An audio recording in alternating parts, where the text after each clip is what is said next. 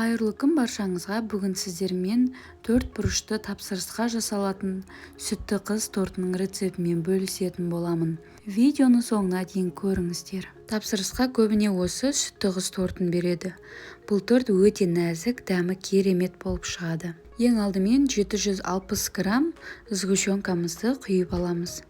6 дана жұмыртқамызды саламыз. Торттарға, пирогтарға сапалы жұмыртқаны қолданыңыздар. Әсіресе отборный жұмыртқалар жақсы көтеріліп, бисквиттеріміз керемет болып шығады. Торттың наны дәмді әрі көтеріліп пісуі осы жұмыртқаға байланысты. Жақсылап миксермен араластырамыз және де үстіне 200 грамм ерітілген сары майымызды саламыз. Осы қосылған ингредиенттерді жақсылап миксерлеп, бір келкі масса дайындаймыз. Ал енді үстіне 400 грамм ұнымызды електен өткізіп саламыз. Ұнды жай ғана сала салмай, електен өткізіп барып салыңыздар.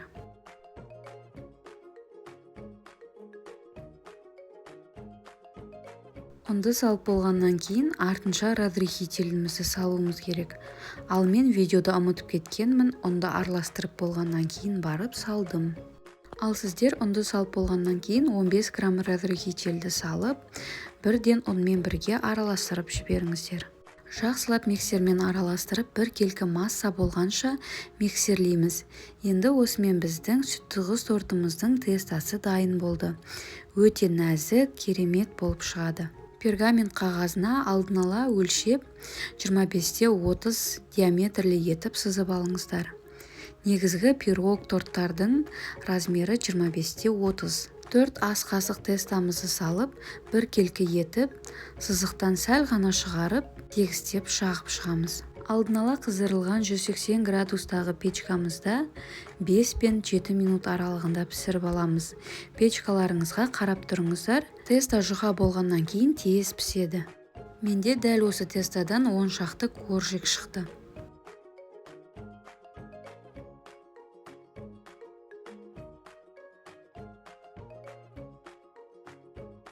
Ал енді тортымыздың кремін дайындаймыз. Ол үшін бізге творожный сырдан 200 грамм керек.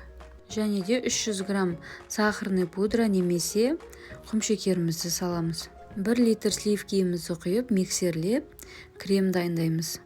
Сүтті қыз тортының кремі сәл сұйықтау болып келеді. Ол еш нәрсе етпейді. Құрамында творожный сыр аз болғандықтан, солай сәл сұйықтау болады.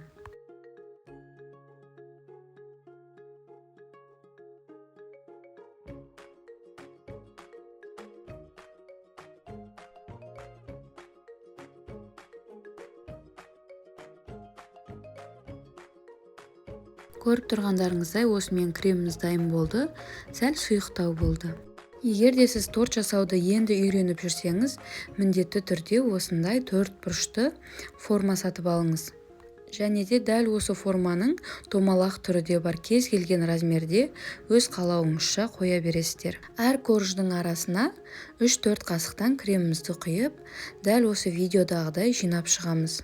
Тортты жинақтап болғаннан кейін міндетті түрде бір түнге холодильникке қоямыз. Креміміз тестаға жақсы сіңіп, 4 бұрышты формасын ұстап тұру үшін.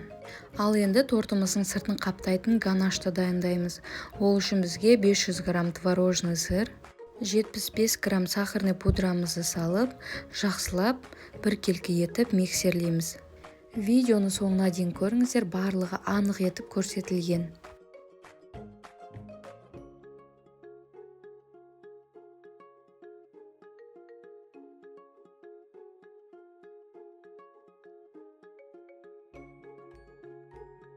Көріп тұрғандарыңыздай, бір түнге холодильникте тұрғаннан кейін 4 бұрышты формасын жақсы ұстайды және де кремдері нанға жақсы сіңеді. Осымен біздің тортымыз дайын болып қалды. Жан жағына осындай кремдерді сығып, немесе фруктыларды қойсаңыздар болады.